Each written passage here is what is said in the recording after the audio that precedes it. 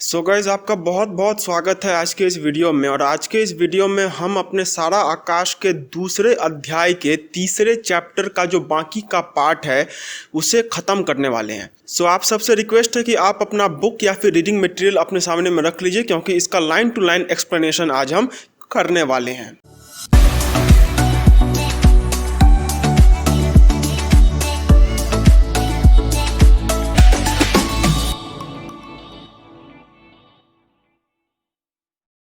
Last video में हमने देखा था कि समर जो है वो एम्प्लॉयमेंट एक्सचेंज जा रहा होता है, लेकिन एम्प्लॉयमेंट एक्सचेंज जाने से पहले क्या करता है कि वो अपने घर वालों के सामने में अपनी पत्नी प्रभा के लिए एक धोती की मांग करता है, जिसको लेके घर में इतना बड़ा हंगामा हो जाता है। अब हम देखेंगे कि उतना बड़ा हंगामा हो जाने के बाद समर जब फाइनली एम्प्लॉयमेंट एक्सचेंज पहुंचता है तो वहाँ पे क्या होता है, वहाँ से लौटते वक्त समर क्या क्या बातें सोचता है, और जब वह घर पहुंचता है तब क्या क्या होता है। एम्प्लॉयमेंट एक्सचेंज की ऊंची बिल्डिंग से दूर से 2000 आदमियों की भीड़ और मेले जैसा कोलाहल सुनाई दे रहा था। बिल्डिंग की सारी गैलरियां और दरवाजे भरे हुए थे। आसपास का सारा कंपाउंड आदमियों से ठूसा हुआ था। लोग मेहंदी, लॉन, क्यारियों सब पर चढ़े पड़े थे। बाहर की बाउंड्री वाली दीवार पर पंजों के बल दोहरी लाइन लगाए खड़े थे, एक दूसरे के कंधे का सहारा लिए भीतर झांकने की कोशिश कर रहे थे। सबके निगाहें इमारत की तरफ थी। तो समर जब वहाँ पे आता है तो वह देखता है कि दूर से ही वहाँ पर बहुत ज़्यादा भीड़ लगा हुआ है। उस इमारत के जितने भी खाली जगह हैं सब पर लोग एक दूसरे के ऊपर में ठूस कर भरे हुए हैं, और सब बस इसी तरफ देख रहे हैं कि कौन अपना इंटरव्यू अंदर में दे के आ रहा है और कौन सिलेक्ट हो रहा है। यही वहाँ का नज़ारा था कि एम्प्लॉयमेंट एक्सचेंज की बिल्डिंग के सामने बहुत ज़्यादा भीड़ थी। देखते ही अंदाज होता था कि या तो यहाँ कोई बड़ा नेता आया होगा और इस विषय पर भाषण दे रहा होगा कि देश की हालत किस तरह दिन दिन सुधरती चली जा रही है, कहाँ कितने बांध बने हैं, कहाँ कितनी नई फैक्ट्रियाँ चालू हुई हैं, और भारत का स्थान विश्व में किस तरह महत्वपूर्ण होता चला जा रहा है। फिर सोचा कहीं यहाँ कोई दुर्घटना तो नहीं हो गई, आग लग गई हो या किसी न किसी का खून कर दिया हो। लेकिन चौराहे वाले सिपाही शांत और निरुद्विग्न भाव से ट्रैफिक को हाथ दे रहा था। भीड़ में गहरे न जान सकने के कारण साइकिल वाले लोग साइकिलों से टिके सड़क पर खड़े खड़े ही भीतर के समाचार जानने की कोशिश कर रहे थे। भीड़ के किनारे जाकर खड़ा ही हुआ था कि किसी ने कंधे पर हाथ रखा। कहिए स्वयंसेवक जी। अब समर जब वहाँ पर आता है तो वो देखता है कि एम्प्लॉयमेंट एक्सचेंज की बिल्डिंग के सामने बहुत ज़्यादा भीड़ लगी हुई है। बहुत ज़्यादा मतलब बहुत ज़्यादा ही भीड़ है। इतनी भीड़ है कि लोग वहाँ पे ठीक से खड़े भी नहीं हो पा रहे हैं। जहाँ भी खाली जगह है वहाँ पर लोग ठूसे हुए हैं।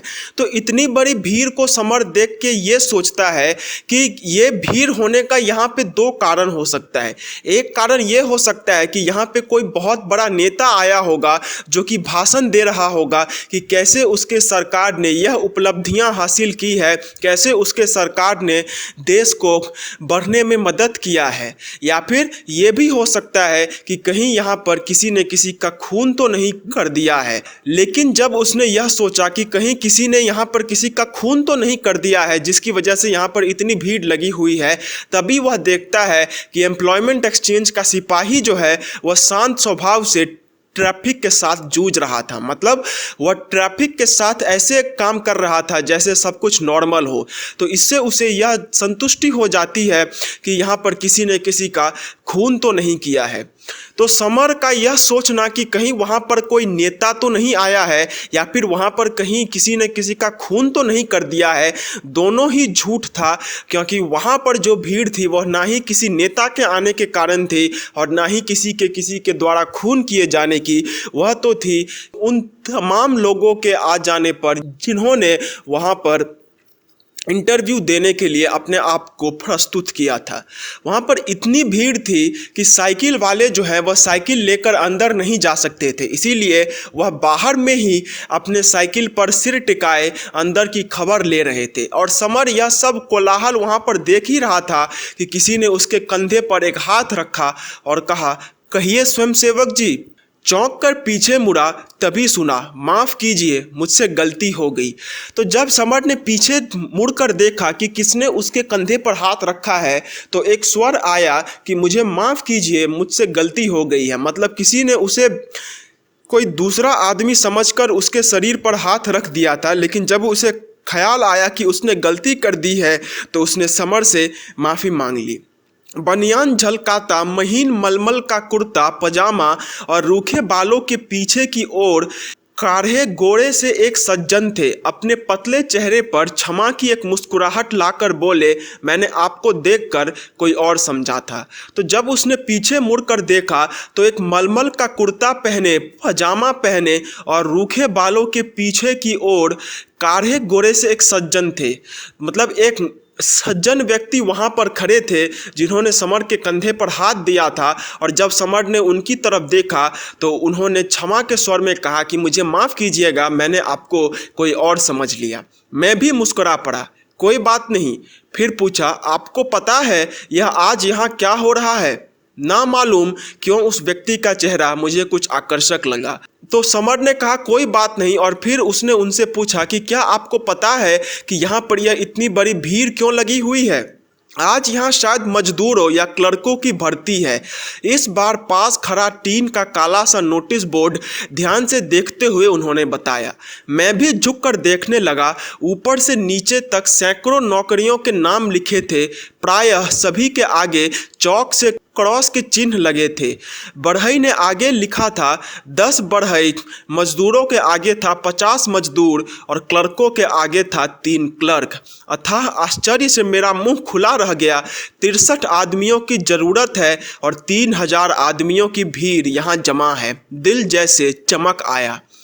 तो जब समर ने उससे पूछा कि यहाँ पर आज इतनी भीड़ क्यों है, तब उन्होंने नोटिस बोर्ड के तरफ देखकर कहा कि यहाँ पर लोग नौकरी लेने आए हैं और यहाँ पर क्लर्कों और मजदूरों की भर्ती चल रही है, जिसकी वजह से आज यहाँ इतनी भीड़ है। क्योंकि समर जब एम्प्लॉयमेंट एक्सचेंज जा रहा था तो उसे यह तो पता था कि एम्प्लॉयमेंट एक्सचेंज में लोग नौकरी के लिए आते हैं, लेकिन इतने लोग नौकरी के लिए आ जाएंगे यह उसे नहीं पता था। इसलिए जब उसने भीड़ देखा तो वह श्योर नहीं हो पाया कि यह भीड़ आखिरकार है किसका, किसी नेता के आने का या फिर किसी के द्वारा किसी के खून किए जाने का। इसलिए उसने उस सज्जन व्यक्ति से पूछा और उस सज्जन व्यक्ति ने उससे बताया कि यहाँ पर मजदूरों और क्लर्कों की भर्ती चल रही है, जिसके लिए यहाँ पर लोगों ने भीड़ लगाया हुआ है। और समर ने जब वहाँ पर देखा कि कितने लोगों की भर्ती यहाँ पर हो रही है, कितने यहाँ पर रिक्त स्थान हैं, तो उसने वहाँ पर देखा कि वहाँ पर बहुत सारे नौकरियों के नाम लिखे थे, लेकिन सभी के सामने में क्रॉस लगा हुआ था। क्रॉस लगा हुआ था का मतलब अब उसमें एक भी आदमी की ज़रूरत नहीं थी। सिर्फ बढ़ई, मजदूर और क्लर्क के आगे कुछ नंबर लिखे हुए थे और कुल मिलाकर सिर्फ 63 लोग ही थे जिनके लिए वहाँ पर वैकेंसी थी। लेकिन उन 63 लोगों के स्थान को भरने के लिए वहाँ पर 3000 लोगों ने अपना आवेदन लेकर आए हुए थे। मतलब 3000 लोग जो हैं वह आवेदन लेकर आए हुए थे उस जगह पर जहाँ पर सिर्फ 63 लोगों के लिए ही जगह खाली था। और थोड़ी देर तमाशा देख दाख कर मैं सिर लटकाए घर लौट आया। नहीं, इस अथाह भीड़ में मेरे लिए कोई जगह नहीं है। और समर फिर वहाँ पर कुछ देर तक भीड़ को देखता रहा, लेकिन बाद में उसे यह संतुष्टि हो गई कि उस भीड़ में उसके लिए कोई जगह नहीं है और वह वापस आने लगा।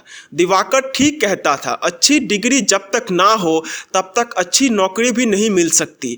यहाँ मैं क्या करूँगा? इन हज़ारों लोगों में से कोई एम्प्लॉयमेंट ऑफिसर का भांजा होगा, कोई भतीजा, पहले उनके नाम जाएंगे या मेरा? थोड़ी दूर साथ साथ लौटते हुए करवाहट से उन साहब ने कहा था, दिन रात गला फाड़ कर चीखने वाले इन नेताओं को शर्म भी तो नहीं आती? अपने वन मानुषों जैसे मुंह को गंभीर बना बना कर कहेंगे कि अब हम स्वतंत्र हैं।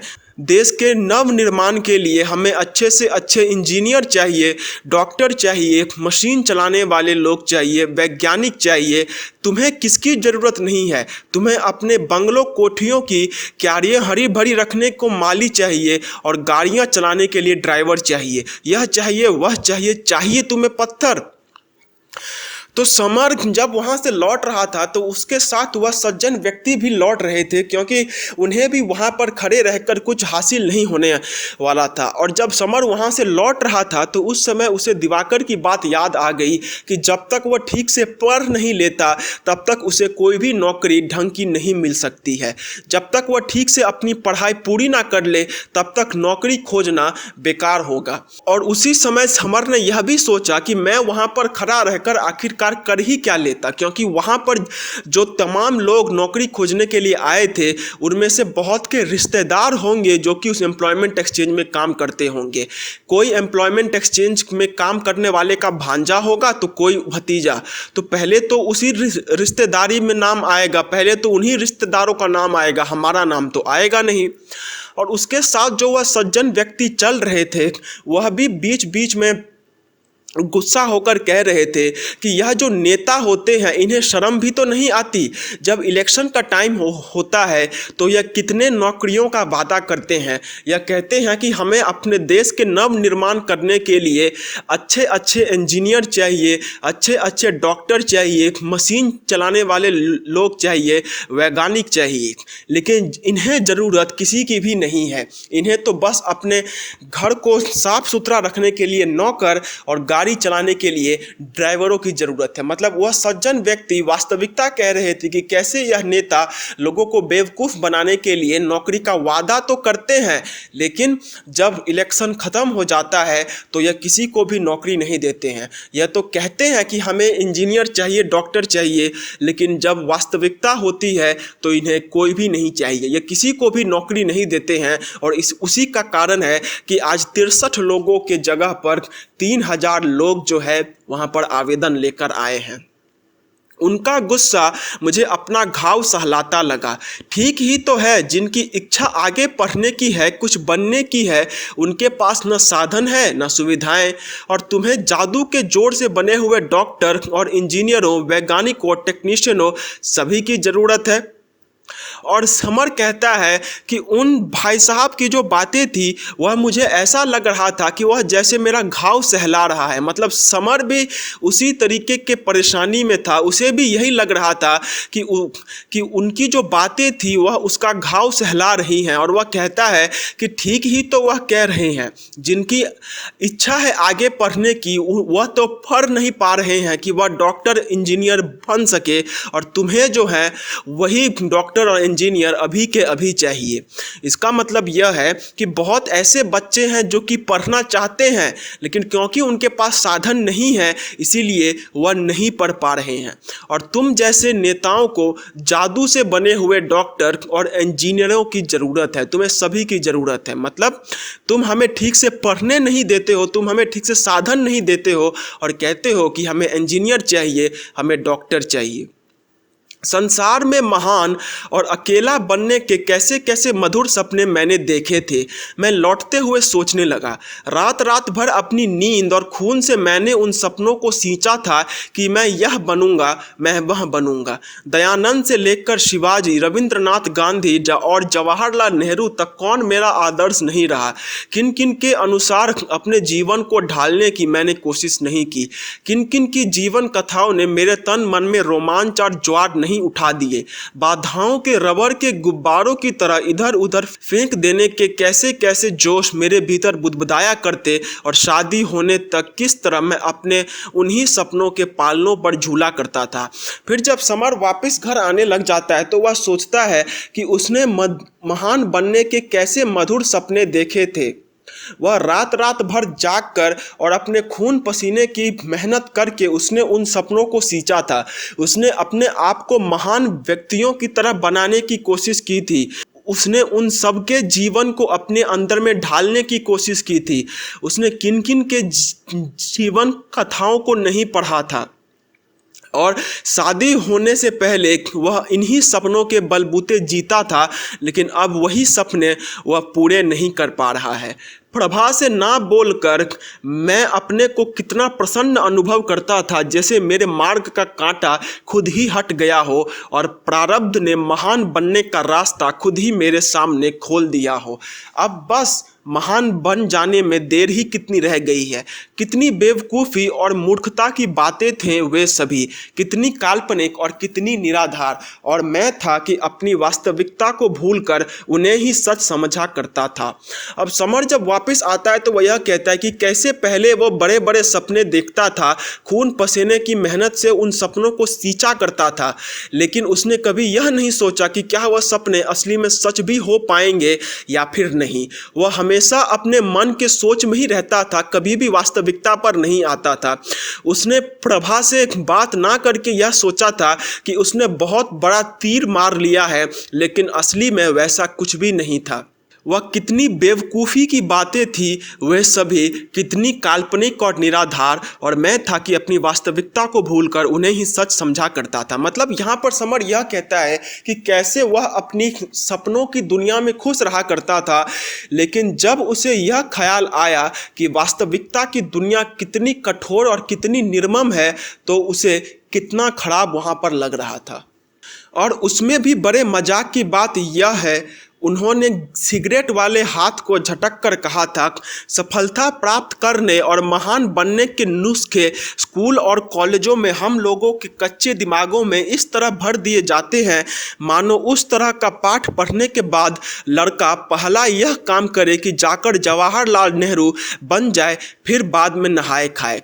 और वह जो सज्जन थे वह समर से यह कहते हैं कि स्कूल कॉलेज में हमारे अंदर में सपनों को इस तरीके से गढ़ दिया जाता है कि अगर हम ठीक से पढ़ लिख ले, अगर हम ठीक से सब कुछ कर लिख ले, तो हम पहले ही जवाहरलाल नेहरू बन जाएंगे, बाद में नहाएंगे खाएंगे। मतलब यहाँ पर वास्तविकता कही जाती है कि कैसे स्कूल कॉलेजों में बच्चों को सिर्फ एक सपना की दुनिया में रखा जाता है कि तुम ठीक से पढ़ लो, तुम्हें नौकरी मिल जाएगी। लेकिन वास्तविकता में नौकरी मिलना कितना मुश्किल है, वास्तविकता में नौकरी मिलने के लिए कितने पापड़ बेलने पड़ते हैं, यह सब किसी भी स्कूल में नहीं सिखाया जाता है। 50 और 100 रुपये लेकर मास्टरी करने वाले गोबर गणेश को यही नहीं सूझता कि यही पाठ वह भी पढ़ा करता था और महान बनते बनते इस स्कूल में हेडमास्टर की लतार खाने आ मरा। वे लोग भूल जाते हैं कि वे बड़े आदमियों के बेटे थे, उन्हें खाने रहने की चिंता नहीं थी, अपने आप बड़े आदमी बनते थे। और फिर उनके मुरने की जगह आ गई, माफ़ कीजिए अगर कोई बात गलत कह दी हो, कहकर चले गए। और जब वह भाई साहब यह कहते हैं कि स्कूल कॉलेजों में जो मास्टर जी हमें बात सिखाते हैं कि ठीक ठाक से पढ़ लिख लो तो नौकरी मिल जाएगी, लेकिन वास्तविकता नहीं सिखाते, उन्हीं गोबर गणेश को यही नहीं सूझता कि वह भी तो उसी टाइप का पढ़ाई करते थे, उन्हें भी तो उनके मास्टर और टीचर यही सिखाते थे कि तुम भी ठीक ठाक से पढ़ लो, तुम्हें भी बड़ी नौकरी मिल जाएगी, तुम भी महान बन जाओगे। लेकिन हुआ क्या, ना वह महान बने और ना ही वह बड़े लोग बने। वह भी आज 50-100 रुपये की नौकरी उसी स्कूल में कर रहे हैं। वे लोग भूल जाते हैं कि वे बड़े आदमियों के बेटे थे, उन्हें खाने रहने की चिंता नहीं थी, अपने आप बड़े आदमी बनते थे। और वह यह कहता है कि वह जो बड़े लोग थे वह बड़े आदमी के बेटे होते थे, उन्हें खाने पीने की चिंता नहीं होती थी, वह खुद ब खुद ही बड़े बन जाया करते थे। मतलब यहाँ पर जो वह भाई साहब हैं वह वास्तविकता दिखाना चाहते हैं कि बड़े लोग के बेटे ही बड़े आदमी बनते हैं, छोटे लोग के बेटे बड़े आदमी नहीं बन पाते हैं। जो बड़े लोग के बेटे होते हैं उन्हें ही बचपन से सब कुछ मिलता है, उन्हें खाने की सुध नहीं रहती, उन्हें खाने पीने की चिंता नहीं रहती, इसी कारण से वह अपने लक्ष्य पर जो है वह फोकस कर पाते हैं। लेकिन हम गरीब लोग जो होते हैं उन्हें अपने खाने की ही सुध पहले लेनी पड़ती है, बाकी के सुध बाद में लेनी पड़ती है। इसीलिए हम खाने पीने पर ही ध्यान दे देते हैं और अपने सपनों को पूरा करने पर ध्यान नहीं दे पाते। मतलब यहाँ पर जो भी बातें हम यहाँ पर देख रहे हैं वह उन भाई साहब की खुद की बातें हैं। वह खुद यह सब कहते हैं कि स्कूल कॉलेज में हमें वास्तविकता नहीं सिखाई जाती, जो मास्टर हमें सिखाते हैं कि पढ़ लिख लो तो अच्छी नौकरी मिल जाएगी, उन्हें भी कभी उनके मास्टर ने यही सिखाया था, लेकिन उनके साथ भी वैसा कुछ भी नहीं हुआ। वो जो बड़े लोग थे वह भी किसी बड़े लोग के बेटे थे, इसीलिए उन्हें कोई चिंता नहीं रहती थी अपने नॉर्मल जीवन की, इसीलिए वह अपने बड़े होने के सपने पर काम कर पाया करते थे। लेकिन हम गरीब लोग हैं, हमें पहले अपने पेट के बारे में सोचना पड़ता है और अमीर बनने के बारे में बाद में। और फिर उनके मुड़ने का स्थान आ गया और वह वहाँ से चले गए, लेकिन जाते वक्त उन्होंने कहा कि माफ़ कीजिएगा अगर मेरी बात कोई आपको बुरी लगी हो। उनकी बातों पर आश्चर्य करने के साथ साथ मुझे भी यह लग रहा था कि कहीं देखा है इन्हें, याद नहीं आ रहा था। नहीं, कोई बात नहीं, मैंने ऊपर से जवाब दिया। उनकी बात की सच्चाई दिल को चीरती चली गई।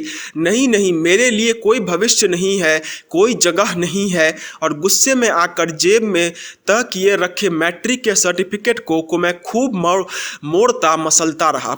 और समर ने जब उनकी तरफ देखा तो उसे यह लग रहा था कि उसने उसे पहले भी कहीं देखा है, लेकिन कहाँ देखा है वह उसे याद नहीं आ रहा था। और उसी समय उसने उनकी बातों का रिप्लाई देते हुए कहा कि नहीं, कोई बात नहीं।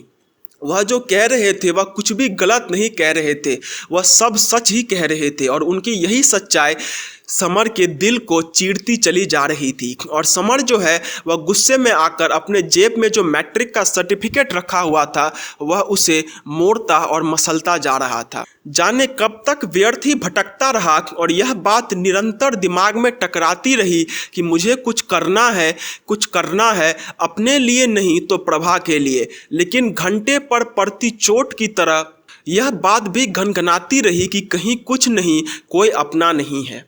और समर जो है वह ऐसे ही भटकता रहा और उसे हमेशा बस एक ही बात दिमाग में टकराती रही कि उसे कुछ करना है, अपने लिए नहीं तो प्रभा के लिए कुछ तो करना है। लेकिन घंटे पर पड़ती चोट की तरह उसके अंदर यह बात भी घनघनाती रही कि कहीं कुछ नहीं है, कोई अपना नहीं है। मतलब समर जब यह सोचता है कि उसे कुछ तो करना है, अपने लिए नहीं तो प्रभा के लिए ही सही कुछ तो करना है, तो उसे अच्छा लगता है। लेकिन साथ ही साथ उसके दिमाग में यह बात भी टकराती है कि सिर्फ यह सोच लेने से ही कुछ नहीं होगा कि मुझे कुछ करना है, क्योंकि वास्तविकता अभी है कि यह सोच लेना कि कुछ करना है यह तो बहुत आसान है, लेकिन उसे वास्तविकता में बदलने के लिए बहुत पापड़ बेलने पड़ते हैं। दोपहर बाद जब घर पहुंचा तो डाकिये से कुछ लेकर अमर के भीतर जा रहा था। पूछा, किसका चिट्ठी है अमर? तो उसी समय जब समर घर आया तो उसने देखा कि अमर जो है वह डाकिये से चिट्ठी लेकर घर जा रहा था और वह चिट्ठी प्रभा की थी।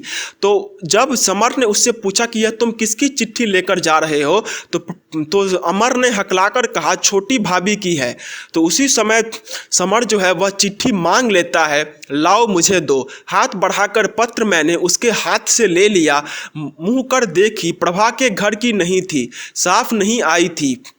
गौर से देखने पर जोधपुर की लगती थी। आश्चर्य हुआ, जोधपुर से पत्र किसने डाला है? और जब समर ने पत्र को देखा तो उसे यह लग रहा था कि पत्र शायद समर के ससुराल की होगी, मतलब प्रभा के मायके की होगी, लेकिन वह वहाँ पर किसी दूसरे एड्रेस से आया था, वह जोधपुर से आया था। और समर को यह सोचकर आश्चर्य लगा कि जोधपुर से किसने पत्र डाला है, लेकिन खोलने की इच्छा जरा भी नहीं हुई। जानता हूँ मेरी ही जानकारी में प्रभा के ना जाने कितने पत्र खोले गए हैं।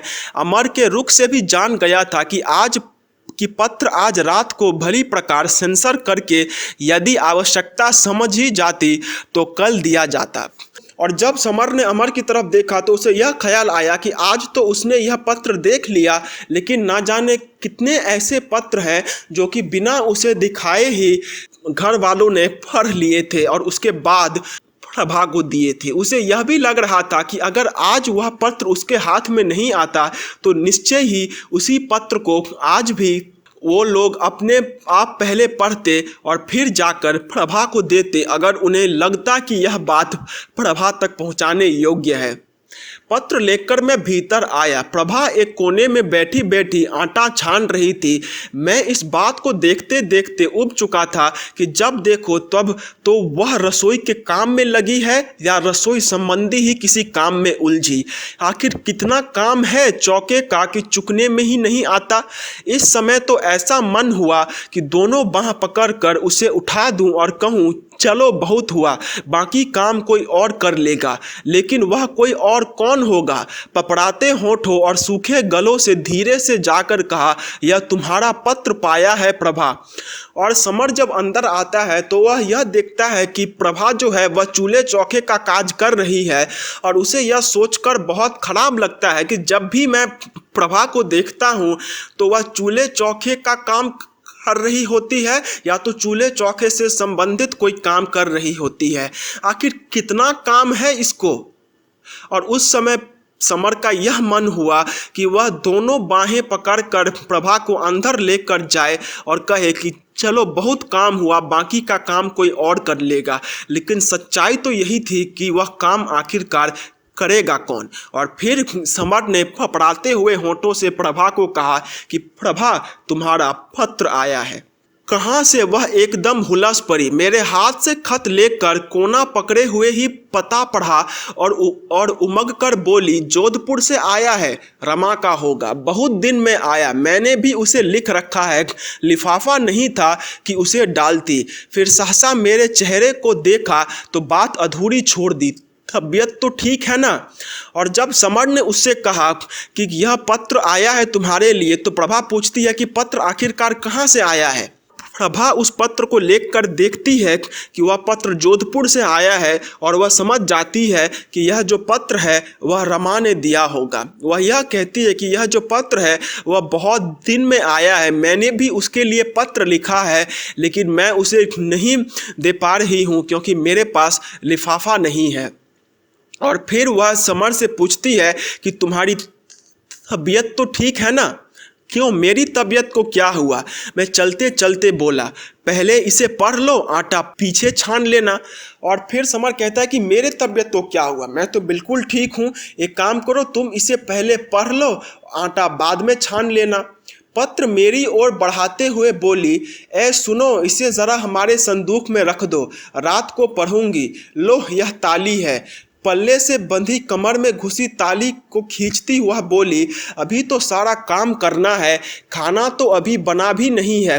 तभी उसे याद आ गया हो, इस तरह बोली, और क्यों, आज जनाब ने खाना क्यों नहीं खाया? हम अभी तक भूखे बैठे हैं। और फिर प्रभा समर से कहती है कि एक काम करो, तुम इसे ले जाकर संदूक में रख दो, मैं रात को पढ़ूंगी। और वह ताली निकालती है, ताली मतलब यहाँ पे चाबी को ताली कहा गया है, और उसे कहती है कि अभी तो बहुत सारा काम है, अभी तक खाना भी नहीं बना है, इसीलिए तुम उसे जाओ जाकर संदूक में रख दो। लेकिन जैसे ही प्रभा ने खाना ना बनने की बात की, तभी उसे यह भी याद आ गया कि आज सुबह समर ने खाना नहीं खाया था, और उसी पर वह कहती है कि तुमने आज खाना क्यों नहीं खाया, हम भी तो अब तक भूखे बैठे हैं। मैंने बहुत ही अधिक नरम स्वर में कहा, भूख नहीं थी प्रभा, खा लिया था, बड़ा खा लिया था, उसने विद्रूप से दोहराया। जैसे तुमने खा लिया था मैं खूब जानती हूँ, कम से कम यह तो सोच लेना चाहिए कि ज़रा से गुस्से के मारे हम तो खा नहीं रहे, लेकिन दूसरा आदमी भी तो भूखा बैठा होगा। तो जब समर कहता है कि मुझे भूख नहीं थी, मैंने खा लिया था, तो उसी पर प्रभा कहती है कि बड़ा खा लिया था। अरे कम से कम यह तो सोचो कि खुद नहीं खाया है तो दूसरे भी तो तुम्हारे लिए अभी तक भूखा बैठा होगा। तो तुमने सचमुच अभी तक नहीं खाया? मैंने एकदम पूछा। लगा असफलता की सारी थकान और मन की सारी बुझन अपने आप पिघल गई, आंखों में नमी घुल आई। और फिर समर ने कहा, क्या तुमने अभी तक खुद नहीं खाया? और तब समर का जो मन है वह नम हो आया, वह जो है अब इमोशनल होने लग जाता है। आपको क्या है, आपको तो जब घूमने से फुर्सत मिले तो पूछ लीजिए। वह नाराज होकर आटा छानने लगी, मन पुलकने लगा, हजारों प्रश्न मन में घुमरने लगे। जब मैं तुमसे नहीं बोलता था तब भी इस तरह भूखी रहती थी क्या? गला साफ करके इतना ही कहा, लाओ अब दो। सुबह अपने कहे हुए शब्दों पर खुद ही गुस्सा आने लगा। और फिर जब समर ने उससे कहा कि क्या तुमने अभी तक सच में नहीं खाया है, तो उस पर प्रभा कहती है कि आपको क्या है, आपको जब घूमने से फुर्सत मिले तो पूछ लीजिएगा। और इसी से समर के मन में हजारों प्रश्न उभरने लगे। लेकिन उसने बस एक ही बात कहा कि जब मैं तुमसे बोलता नहीं था तब भी क्या तुम इसी तरह भूखी रहती थी। गला साफ करके इतना ही कहा, लाओ अब दो। और समर को जो है सुबह की बात पर गुस्सा आ रहा था। मतलब समर ने अब फाइनली खाना खा लिया था, लेकिन उसने जो सुबह में यह तमाशा किया था, उसने जो सुबह में बातचीत की थी, उसने जो सुबह में बात की थी, उस पर उसे गुस्सा आ रहा था। अब बासी खाओगे? वह जल्दी मचाती हुई सी बोली, अभी आधे घंटे में ताज़े बनाए देती हूँ, और देखो मेरे संदूक में ज़्यादा उलट पुलट मत करना।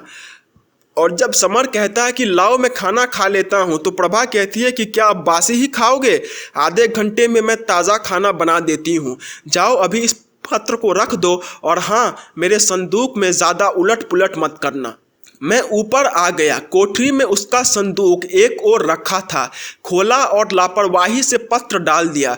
फिर उसकी बात का ध्यान हुआ और मन को रोकते रोकते इच्छा जोर मारने लगी कि देखूं तो सही संदूक में रखा क्या क्या है।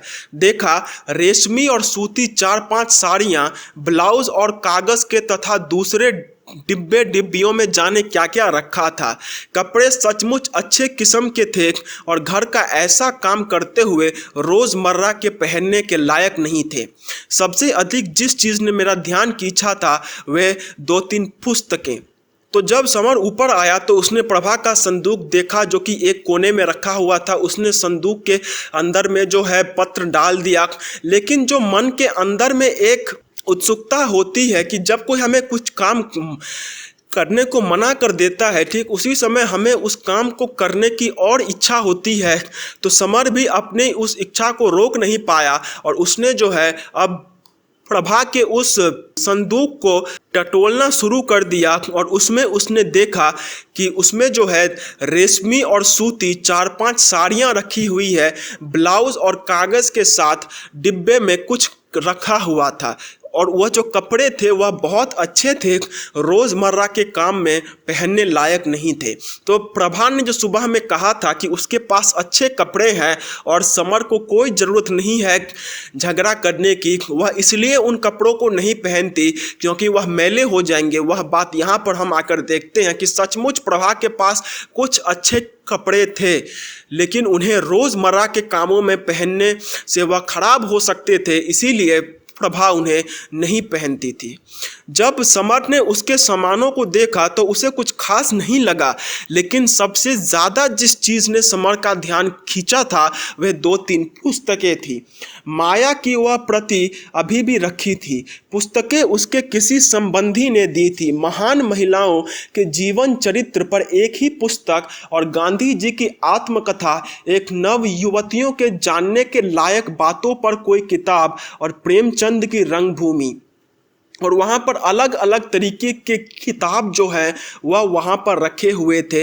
माया रखी हुई थी जो कि उसे किसी ने दी थी। महान महिलाओं के ऊपर में एक किताब रखी हुई थी। गांधी जी की आत्मकथा उस पर रखी हुई थी। नव युवतियों के जानने के लायक वहाँ पर बातें रखी हुई थी और अंत में प्रेमचंद की एक किताब वहाँ पर रखी हुई थी। सब पर भेंट के साथ साथ उसने अपने हाथ से भी एक कोने में लिखा था प्रभा। रंगभूमि के पन्नों में झांकते कागज का एक सिरा दिखाई दे रहा था। खींचकर बाहर निकाला तो देखा किसी का पत्र था। सबसे पहले नीचे भेजने वाले का नाम पढ़ा तो चौंक गया। वहां प्रभा का ही नाम था। प्रभा का पत्र वहां क्यों रखा है? कागज खोलकर अच्छी तरह देखा। अक्षरों की बनावट सुस्पष्ट थी, लेकिन पत्र बड़ी जल्दी में लिखा गया था। वर्ष भर में पहली बार मैं अपनी पत्नी के हाथ की लिखाई पढ़ रहा था, और वह भी उस पत्र की जो किसी दूसरे के नाम था। गर्व भी महसूस हुआ कि मेरी पत्नी की लिखाई सैकड़ों से अच्छी है, कहीं चोरी पकड़ी ना जाए, इसलिए जल्दी जल्दी पत्र पढ़ने लगा। और जब समर रंगभूमि किताब को देख रहा था तो उसी में जो है पत्र उसे दिखाई देता है। और जब उसने पत्र को बाहर खींच कर देखा तो उसमें भेजने वाले के एड्रेस के जगह पर प्रभा का ही एड्रेस लिखा हुआ था। और इससे समर चौंक गया कि यह कौन सा पत्र है जो कि प्रभा किसी को भेजना चाहती थी, लेकिन अभी तक उसने भेजा नहीं है। समर यह कहता है कि उसकी जो लिखावट थी वह सुस्पष्ट थी, लेकिन इतना था कि उस पत्र को बड़ी जल्दी में लिखा गया था और वर्ष भर में उसने पहली बार अपने पत्नी की लिखावट पढ़ी थी और वह भी उस पत्र को जो कि दूसरे के नाम थी। उसे गर्व भी महसूस हुआ कि मेरी पत्नी की लिखाई सैकड़ों से अच्छी है, कहीं चोरी पकड़ी ना जाए, इसलिए जल्दी जल्दी पत्र पढ़ने लगा। और समर जो है वह पत्र को जल्दी जल्दी पढ़ने लगा था और वह पत्र जाने कब तक अक्षर अक्षर मेरे मन में गूंजता रहा। लगता जैसे मैं पढ़कर उसे दोहरा नहीं रहा, बल्कि खुद वही रात के अंधेरे में लेटी लेटी मुझे अपने मन को खोलकर बता रही हो। थोड़ी दिनों बाद तो मुझे यह विश्वास ही नहीं रह गया कि सचमुच मैं इतना पत्र पढ़ा था। फिर तो ऐसा लगने लगा कि पत्र तो छोटा था, उसे मेरे मन की कल्पनाओं ने खींच तान कर बढ़ा लिया है। हाँ, इतना ज़रूर याद है कि पत्र कई किस्तों में लिखा गया था, क्योंकि लिखाई कई बार टूट टाट कर नई हुई। बहुत दिन बाद तक पत्र का जो विस्तार पूर्ण रूप मुझे याद रहा वह शायद यूं है। और समर ने उस पत्र को पढ़ लिया और उस पत्र का अक्षर अक्षर जो है वह उसके मन में गूंजता जा रहा था। लगता जैसे वह पत्र को दोबारा नहीं पढ़ रहा है, बल्कि वह पत्र उसे दोबारा पढ़ने के लिए मजबूर कर रहा है। थोड़ी दिनों तक तो उसे यह विश्वास ही नहीं हो रहा था कि उसने अपनी पत्नी का एक पत्र पढ़ लिया है, लेकिन इतना ज़रूर उसे याद था कि वह जो पत्र था वह किस्तों में लिखा गया था। किस्तों में लिखा गया था मतलब आज 4-5 लाइनें लिख दी, फिर समय मिलने पर किसी और दिन 4-5 लाइनें लिख दी, ऐसे कर कर के जो पत्र है उसे लिखा गया था। एक ही बार में पत्र को पूरा का पूरा नहीं लिखा गया था, लेकिन वह जो पत्र है वह समर के दिमाग में बहुत दिनों तक घूमता जा रहा था और उसमें से जो जो बातें समर को याद आ रही थी वह समर ने अब हमें यहाँ पर बताई है। प्रिय रमा, जब तुम्हारा पत्र मिला तब मैं अम्मा के पास ही थी और शायद अम्मा के पास जब वापस पहुंचूंगी तभी इसका जवाब तुम्हें मिलेगा। तुम मेरी व्यवस्था को बहाना समझोगी, लेकिन तुम्हें कैसे समझाऊं कि आजकल दम मारने की फुर्सत नहीं पा रही हूँ। रोज़ सुबह शाम पर टाल देती हूँ, लेकिन समय ही नहीं मिल पाता। कसम से कहती हूँ सुबह से शाम तक का कार्यक्रम गिना दूँ। तो यहाँ पर प्रभा रमा से कहती है कि जब तुम्हारा पत्र मुझे मिला था तो मैं अम्मा के पास थी। अम्मा के पास थी का मतलब मैं अपने मायके में अपनी माँ के पास थी, और शायद जब मैं वापस अपने माँ के पास पहुँचूँगी तभी मैं तुम्हें इसका जवाब दे पाऊँगी। तुम मेरी व्यस्तता को बहाना समझोगी, लेकिन तुम्हें कैसे समझाऊँ कि आजकल दम मारने की फुर्सत नहीं पा रही हूँ। रोज़ सुबह शाम पर टालती हूँ, लेकिन समय नहीं मिल पाता। कसम से कहती हूँ सुबह से शाम तक का कार्यक्रम गिना दूँ। तो प्रभा कहती है कि जब तुमने मुझे पत्र दिया था और जब वह मुझे मिला था तो उस समय मैं अपने मायके में थी, और शायद अब जब मैं मायके जा पाऊँगी तो ही मैं तुम्हें पत्र लिख पाऊँगी, क्योंकि यहाँ पर अगर मैंने पत्र लिख दिया तो वह तुम तक कभी भी शायद पहुंच ही ना पाए। तुम मेरी व्यस्तता को बहाना समझोगी, लेकिन मैं कसम से कहती हूँ कि मैं इतनी बिजी रहती हूँ कि मुझे ठीक से सांस लेने की भी फुर्सत नहीं है।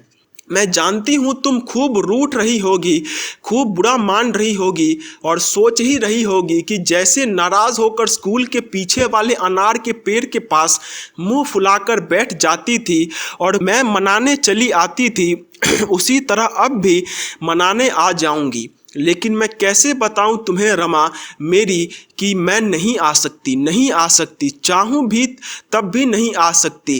काश तुम ही यहाँ आकर स्कूल के सबसे कटखनी और शेरनी लड़की को देख लेती। तो प्रभा कहती है कि मैं जानती हूँ रमा कि तुम मुझसे बहुत नाराज़ हो और सोच रही होगी कि जैसे बचपन के दिनों में हम स्कूल के पीछे में जो अनार के पेड़ थे उसके पास जब तुम मुझसे नाराज़ होकर चली जाती थी और मैं तुम्हें मनाने के लिए आती थी, ठीक उसी तरीके से अब भी मैं तुम्हें मनाने के लिए आऊँगी। लेकिन मैं तुम्हें कसम से बता देती हूँ कि मैं तुम्हें मनाने के लिए अब वैसा बिल्कुल भी नहीं कर सकती। मैं अब मनाने के लिए तुम्हें नहीं आ सकती हूँ, मैं अगर चाहूँ तब भी आकर मैं तुम्हें नहीं मना सकती हूँ।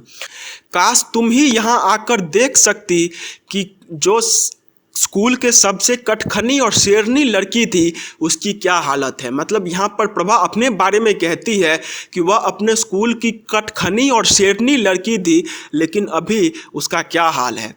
तुम ही तो मुझे सर्कस में नौकरी करने को कहा करती थी। अब मैं अनुभव करती हूँ कि हमारा चाहना कितना झूठा होता है। हम लोग ना जाने क्या क्या चाहा करते हैं। कोई सीमा होती है हमारे चाहने की, संसार की हर अच्छी चीज़ को चाहने की, स्कूल के दिनों की कल्पना, वे भावुकता भरे सपने। तो समर यहाँ पर जब प्रभा का पत्र पढ़ रहा होता है तो उसे प्रभा के द्वारा विभिन्न विभिन्न बातें जो प्रभा अपने दोस्त को कहना चाहती थी वह सुनाई पड़ती है। प्रभा यहाँ पर कहती है कि हम जो बचपन में सोचते थे वह कितना झूठा होता है। हम लोग ना जाने क्या क्या बचपन में सोचा करते थे। हमारे सोचने की कोई सीमा नहीं थी। संसार की हर अच्छी चीज़ को पाने की कल्पना होती थी हमारे अंदर में, लेकिन वह सब अब सिर्फ सपने बनकर रह गए हैं। अब हम उन सब से बहुत दूर आ गए हैं। रमा, उस समय हमें कोई क्यों नहीं रोकता कि यह सब झूठ है। किसी भी लड़की की शादी होती और मैं जाकर उसके पति को देखती तो सोचा करती थी कि हिश, मेरा पति ऐसा थोड़ी ही होगा। मेरा पति तो प्रोफेसर होगा, कहीं अफसर होगा, किसी बड़ी कंपनी का मैनेजर होगा। हम और वह बस दो ही प्राणी होंगे। ये किल बिल सास देवर भाभी भतीजे कुछ नहीं होंगे। प्रभा रमा से कहती है कि हम जब बचपन में इतने सारे सपने देखते हैं तो कोई क्यों नहीं हमें आकर यह समझा देता है कि लड़कियों के लिए सपना देखना व्यर्थ है, लड़कियों के लिए सपना देखना एक मिथ्या है, क्योंकि लड़कियों के सपने कभी भी पूरे नहीं होते, क्योंकि यह जो समाज है यह उन सपनों को कभी भी पूरा ही नहीं होने देता है। समाज कभी भी लड़कियों के सपनों को पूरा नहीं होने देता है। क्यों नहीं समाज हमें यह कहता कि तुम्हारे सपने कभी भी पूरे नहीं होंगे तो तुम इस सपनों को कभी देखो ही मत।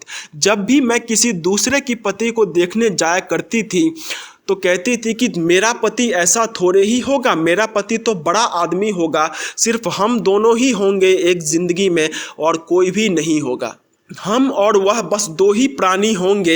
ये किलबिल सास देवर भाभी भतीजे कुछ नहीं होंगे। खूब लंबी चौड़ी एकदम नए ढंग की कोठी होगी। जहाँ भी कोई फर्नीचर अच्छा लगता उसे अपनी कल्पना की कोठी में सजा लेती। रंग रोगन पॉलिश पर्दे, चारों तरफ सदाबहार मेहंदी की लाइनों में कहीं लॉन लगे होते, कहीं टेनिस या बैडमिंटन कोर्ट होता। यहाँ पर प्रभा अपने बचपन की सारी बातें बताती है। यह उतना इम्पोर्टेंट नहीं है एग्ज़ाम के व्यू पॉइंट से। 3-4 नौकर सुबह ये मुझे बड़े प्रेम से उठाएंगे, मेरी देर से सोने की आदत को बुरा भला कहेंगे, चाय पीते पीते हंसते हंसते अखबार पढ़ते पढ़ते सारा समय निकल जाएगा। इनके दफ्तर जाने के बाद बड़ी मुश्किल से मेरा समय कट पाया करेगा। किसी पड़ोसिन के यहाँ चली जाया करूँगी या उसे बुला लिया करूँगी। फिर शाम को हम रोज़ किसी सिनेमा या किसी दोस्त के यहाँ जाया करेंगे। ऐसी ही और भी जाने क्या क्या बातें थी जिनमें डूबी रहती थी, अब तो सब याद भी नहीं आती।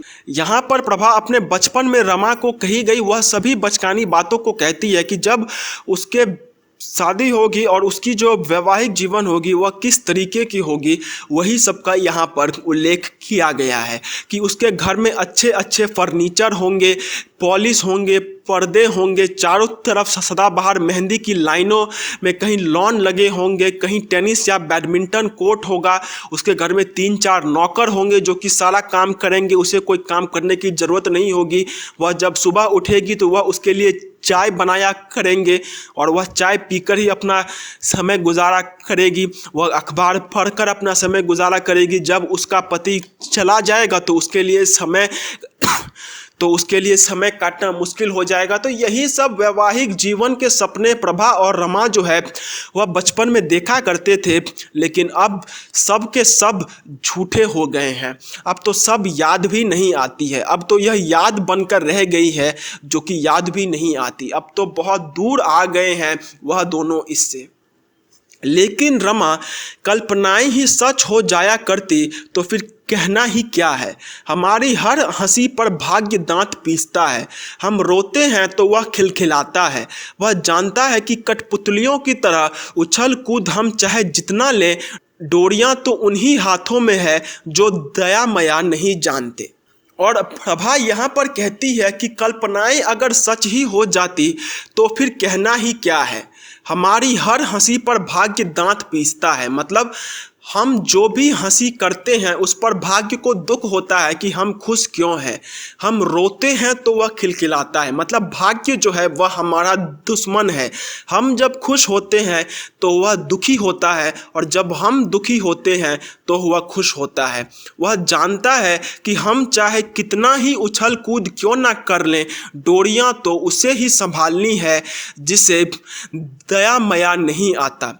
कविता में बोलूं तो कहूंगी कि उन सभी बचपन के सपनों के दिए आज यथार्थ के विषैले धुएं में घुट घुट कर बुझ गए हैं, और तड़फड़ाते धुओं के भयंकर सांप इधर उधर से मंडरा रहे हैं। और प्रभा यह कहती है कि वह जो बचपन के दिए थे वह विषैले धुएं में घुट घुट कर बुझ गए हैं, और तड़फड़ाते धुओं के भयंकर सांप इधर उधर से मंडरा रहे हैं। सांपों से पहले भले ही डरा करती हूँ, अब तो रमा डर भी नहीं लगता। और प्रभा जो है वह सांपों से पहले डरती थी, लेकिन अब यह जो विषैला सांप जो कि उसके जीवन में आ गया है वह उससे डरती भी नहीं है। चाहती हूँ कोई मुझे डस ले। नई नई मुसीबतों की सूरत देखकर अब तो सिहरन तक नहीं होती। लगता है हृदय जमकर पत्थर हो गया है। और रमा, अगर यह नहीं होता तो बताओ कैसे बची रहती। अब तक यह तो विष खा लेती या कुएं में कूद मरती। तो यहाँ पर प्रभा जो है वह अपने जीवन के वास्तविकता बताती है कि कैसे वह पहले तरह तरह के सपने देखकर खुश रहा करती थी, लेकिन अब वह सारे सपने जो हैं वह झूठ में परिवर्तन हो चुके हैं। वह सारे सपने अब बहुत दूर जा चुके हैं। वो कोई भी सपना अब पूरा नहीं हो सकता है। कैसे उसके सपने के जो दिए थे वह विषैले धुएं के अंदर में आकर बुझ चुके हैं, और अब उसके जिंदगी में सिर्फ सांप ही हैं जो कि डसने को घूमते हैं। मतलब अब सिर्फ दुखों के सांप ही है जो कि इधर उधर घूम के उसे दुख दे रहे हैं। और प्रभा चाहती है कि कोई सांप उसे काट ले जिससे उसे इन सभी दुखों से मुक्ति मिल जाए। मतलब प्रभा जो है वह यहाँ पर कुछ ज़्यादा ही सोचने लग जाती है। देखो ना, अपनी ही बातें लिखती जा रही हूँ, यह भी नहीं सोच रही कि तुम उब रही होगी। लेकिन अपना भी मैंने लिखा क्या है। मैं जानती हूँ कि अगर अपना ज़रा लिखूंगी भी तो यह पत्र तुम तक नहीं पहुँच पाएगा। इससे ज़्यादा नहीं लिख सकती। मैं प्रार्थना करती हूँ कि इससे ज़्यादा पूछना भी मत। तो जब प्रभा यह सब बातें करती है तो वह टॉपिक चेंज करने के लिए कहती है कि अरे देखो ना, मैं तो सिर्फ अपनी ही बातें कर रही हूँ, यह भी नहीं सोच रही कि तुम इन बातों को पढ़कर उब रही होगी। लेकिन सच बता रही हूँ रमा, मैंने अभी तक अपना कुछ लिखा ही नहीं है। अगर मैं अपना लिख दूँ तो यह पत्र शायद तुम तक पहुँच भी नहीं पाएगा। मैं प्रार्थना करती हूँ कि इससे ज़्यादा तुम पूछना भी मत। तुमसे मिलने को, तुमसे मिलकर रोने को, तुम्हारी गोद में लेटकर अपने दिल की सारे बातें कह डालने को कितनी कितनी तबीयत करती है, कैसे बताऊं। देखें अब ईश्वर क्या मिलाता है। और लास्ट में प्रभा जो है वह कहती है कि तुम्हारे साथ मिलने को, तुम्हारे साथ खेलने को, तुम्हारे गोद में रोने को मुझे कितना इच्छा होती है, लेकिन मैं कितनी मजबूर हूँ कि मैं यह सब कुछ भी नहीं कर सकती हूँ। अच्छा, अब देखते हैं कि ईश्वर को क्या मंजूर है, अब वह क्या करता है। सदैव तुम्हारी ही प्रभा। तो यह वह पत्र था जिसमें प्रभा ने अपनी वास्तविकता रमा को बताई थी कि उसके जीवन में अभी क्या चल रहा है, वह अभी कैसी है, और इसको पढ़ लेने के बाद समर का क्या रिएक्शन है वह हम अब देखने वाले हैं। पत्र समाप्त हो गया और उसे कितनी देर हाथ में लिए खड़ा रहा मुझे नहीं मालूम। पता तब लगा जब अचानक हाथ की पकड़ ढीली हो जाने से वह नीचे गिर पड़ा। चौंक कर उसे यथास्थान रख दिया। संदूक बंद किया तो लगा जैसे किसी जिंदा जीव को मारकर गाड़ रहा हूं। भर आई आंखें पोंछी तो जब समर ने उसे पढ़ा तो वह सकबकाकर एक ही जगह पर खड़ा रह गया। उसे यह समझ नहीं आ रहा था कि अब वह किस तरीके से रिएक्ट करे। वह चुपचाप निस्तब्ध खड़ा रहा। उसे समझ में ही नहीं आ रहा था कि अब वह आखिर करे तो करे क्या, और वह कितने देर वैसे खड़ा रहा उसे नहीं याद है। और पत्र को पढ़ लेने के बाद उसने संदूक को बंद किया और उसे ऐसा लग रहा था जैसे उसने किसी मुर्दे को गाड़ दिया है। भर आई आंखें पोंछी। प्रभा, मेरी प्रभा, तुम नहीं जानती, यही स्वप्न तो मेरे भी हैं। यही सब तो मैं भी सोचा करता था। अगर अपने होने वाले पति के बारे में तुम तरह तरह की कल्पनाएं किया करती थी तो क्या मैंने रात रात जाकर अपनी नींदें नहीं खराब की कि अपने भविष्य को मैं कैसा बनाऊंगा।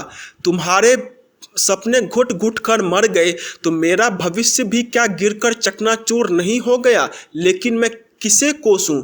तुम तो रमा को लिख दोगी, भाग्य को कोसोगी और भीतर ही भीतर घुलोगी, चुप रहोगी। लेकिन मैं भी यही करूँगा तो कैसे होगा, कैसे होगा। और जब समर उसे पढ़ता है, उस पत्र को पढ़ता है, तो वह कहता है कि मेरी प्रभा, मेरी प्यारी प्रभा, यही सब कुछ तो मैं भी सोचता था।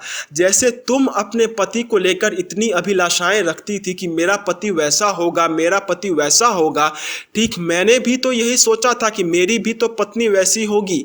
अगर तुम्हारे सपने घुट घुट कर मर गए हैं तो क्या मेरे सपने घुट घुट कर नहीं मरे हैं? और तुम्हारा क्या है? तुम तो रमा को लिख दोगी या फिर अपने जीवन को कोसोगी, अपने भाग्य को कोसोगी और भीतर ही भीतर घुलोगी, चुप रहोगी।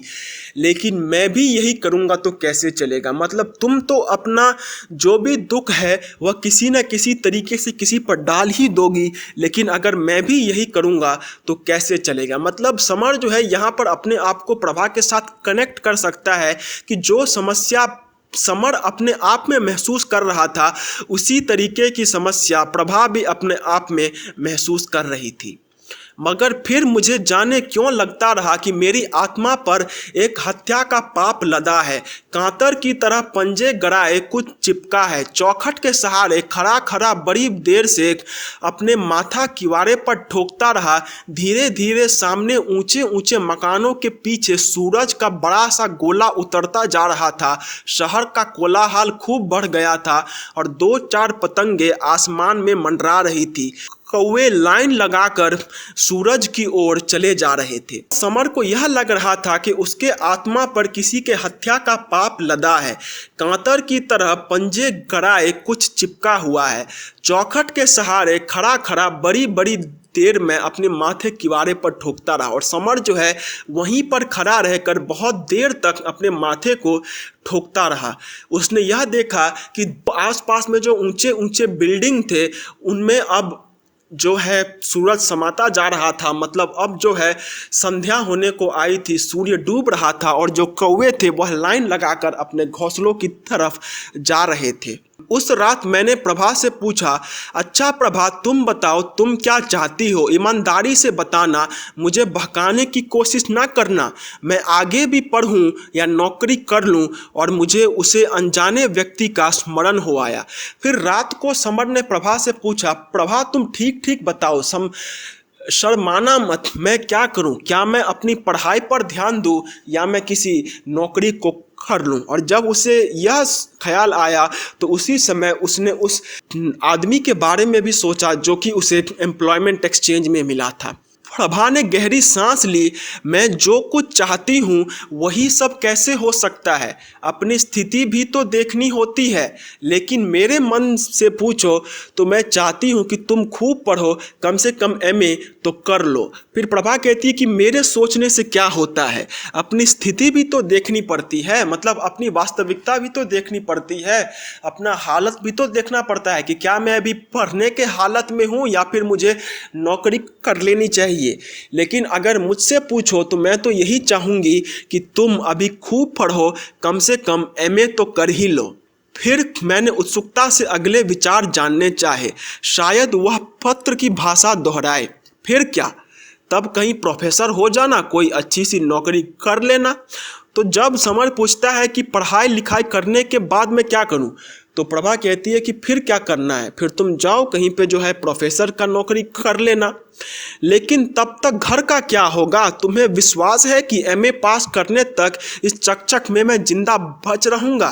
और उसी समय समर कहता है कि तब तक क्या होगा? क्या तुम्हें यह विश्वास है कि एमए पास करने तक इस चकचक में मैं जिंदा रह भी पाऊंगा? लेकिन अभी ही तो तुम्हें कौन सी ऐसी नौकरी मिल जानी है कि घर वालों के दलिद्दर दूर कर लो। प्रभा बोली, उसका मुंह झलझला आया। और मुझे तो दोष देना मत, जो तुम्हारे जी में आए सो करो।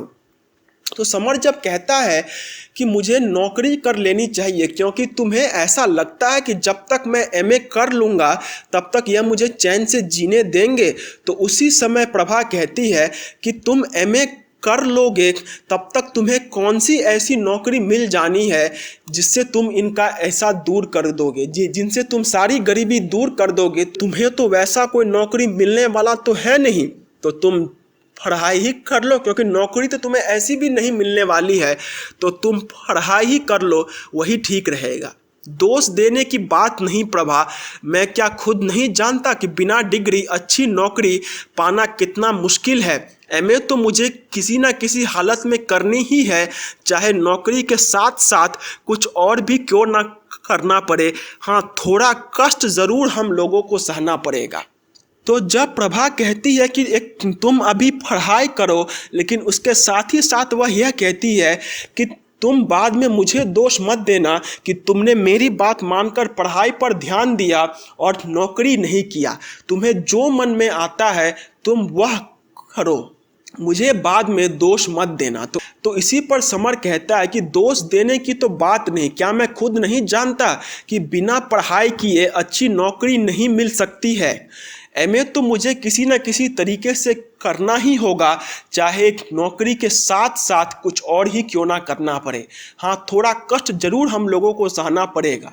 कष्ट को अब कौन से गलीचों पर परे परे सुख भोग रहे हैं, चमक कर उसने कहा, थोड़ा और ही सही। तो जब समर कहता है कि अभी हमें और थोड़ा सा कष्ट और सहना होगा, तो उसी पर प्रभा कहती है कि हम अभी कौन सा कम कष्ट सह रहे हैं, थोड़ा और कष्ट सह लेंगे। सच प्रभा, मैं सब कर लूँगा, तुम मुझे हिम्मत बंधती चली जाओ, मैं दुनिया के सब काम कर लूँगा। ज़िंदगी में बड़ा अकेला रहा हूँ, बड़ा निराशवादी रहा हूँ, कभी किसी ने प्रोत्साहन और प्यार का शब्द नहीं बोला। अगर तुम मेरी शक्ति और प्रेरणा बन सको तो मैं अपने और तुम्हारे सारे सपने साकार कर दूँगा। भावुकता के आवेश से मेरी आंखों में आंसू भर आए। और प्रभा से समर कहता है कि सच प्रभा, मैं सब कुछ कर लूँगा, तुम बस मेरी हिम्मत बांधती चली जाओ। मैं दुनिया के सब काम कर लूँगा, मैं ज़िंदगी में हमेशा अकेला रहा हूँ, किसी ने मुझे कभी भी प्रोत्साहन और प्यार का शब्द नहीं बोला। अगर तुम मेरी शक्ति और प्रेरणा बन सको तो मैं तुम्हारे सारे सपने साकार कर दूँगा। और इतना कहकर समर जो है वह भावुक हो जाता है और उसके आँख से जो है आंसू गिर जाते हैं। मैंने तो कभी भी नहीं सोचा था कि तुम्हारे पैरों की बेड़ी बनकर आऊँगी। जब भी तुम पाओ कि मैं तुम्हें पीछे घसीट रही हूँ तो निर्मम होकर रास्ते की बाधा की तरह मुझे छोड़कर अपने को अलग कर लेना। तो उस पर प्रभा कहती है कि मैंने तो कभी नहीं सोचा था कि तुम्हारे पैरों की बेड़ी बनकर आऊँगी। जब भी तुम्हें ऐसा लगेगा कि मैं तुम्हारे रास्ते में अड़चन बन रही हूँ तो तुम मुझे उठाकर अपने रास्ते को चल देना, तुम मुझे अलग कर देना। मेरी चीख पुकार पर ध्यान मत देना। बाहर से झांकती चांदनी में उसके गालों पर आंसुओं की धारियां चमकने लगी। तो जब प्रभा कहती है कि मैंने तो कभी भी यह नहीं सोचा था कि मैं तुम्हारे पैर की बेड़ियां बनकर रह जाऊंगी, तुम्हें अगर यह लगता है कि मैं तुम्हें घसीट रही हूँ, तुम्हारे सफलता में मैं अड़चन बन रही हूँ, तो तुम मुझे अलग करके अपने काम पर चले जाना। और इसी बीच समर यह देखता है कि प्रभा के आंखों से भी जो है आंसू चू रहे हैं। अब मैंने ज़रा व्यवहारिक होकर कहा तो प्रभा, हमारा सबसे पहला निश्चय यही है कि इस घर से हमें कोई चीज़ नहीं लेंगे, कोई भी चीज़। कल मैं और भी ज़ोर से नौकरी तलाश करूँगा। धोती मांगी थी तो आज अम्मा और बाबूजी की बातें सुनी। तो अब समर जो है वह व्यवहारिक होकर कहता है कि प्रभा, हमारा पहला निश्चय तो यह होगा कि हम इस घर से कुछ भी नहीं मांगेंगे। आज सुबह मैंने एक धोती मांग ली थी तो उसको लेकर इतना बड़ा हंगामा आज हो चुका था, इसलिए मैं कल फिर से नौकरी खोजने जाऊंगा और अच्छी तरीके से खोजने जाऊंगा। छोड़ो, वे बेचारे भी क्या करें। प्रभा ने बात टाल दी।